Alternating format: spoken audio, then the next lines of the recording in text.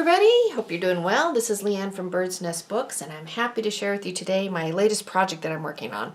I call it Beauty from Ashes, and the reason I call it that is recently we had a situation where there was a leak in in one of our pipes, and it went right into my craft room, and so everything had to be moved out of my craft room and the things had to be dealt with. And so while everything was happening, I just wanted to make a book, but all my craft supplies were really inaccessible, and I didn't know what was where, what was what. So what I did, I started working on this. I had to start from the beginning, essentially nothing, but that's part of the beauty of crafting and of junk journals. Part of the fun part is just collecting stuff. So what I did, I started out with the book, just a regular book, and I started ripping out the pages. I was initially going to make a book within the book, but then what I decided to do was just to take the pages, glue them together, and make a binder type junk journal. So that's what I have here. I have the pages glued together, and I'll go over the front a little bit more, but see, here's a page glued, and then I took a gesso and put that over the top of it to kind of blur out the pages a little bit. You could probably also use just paint. I chose to use a gesso because it doesn't give as much moisture out. So anyway, I would do a page, and then I would do 3 pages of paper that I had already had pre-dyed and just ready to go. Isn't this fun? I love collecting different things to make my paper from. So I've got the typical polka dots right there. This is another piece from some metal that I have found. And then this one too, I love this. Isn't that nice? So something so lovely from something so simple. So those are my papers. So every page and then 3 pieces of copy dyed paper.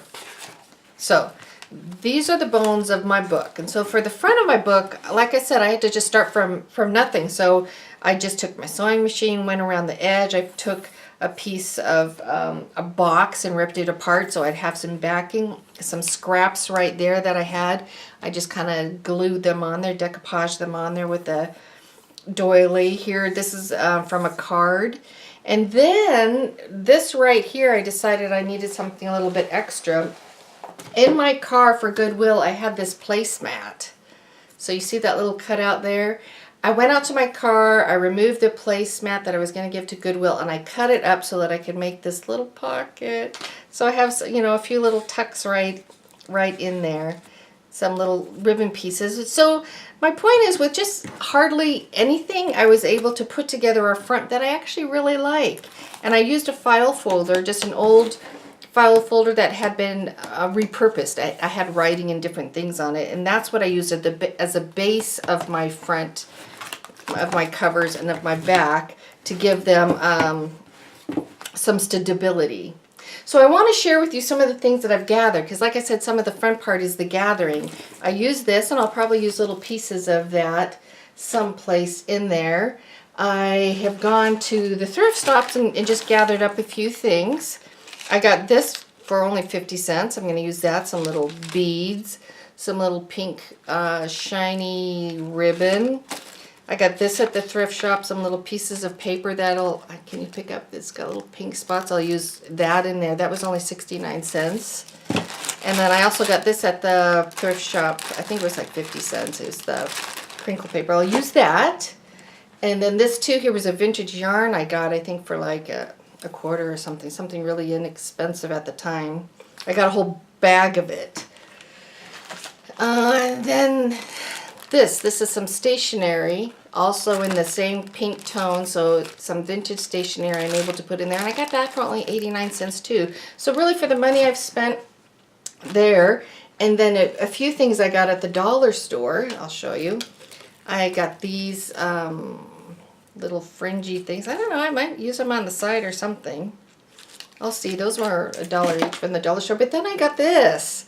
It's a pink boa. It was over in the kids section, but I thought, oh, I can take off these feathers and incorporate them within the book.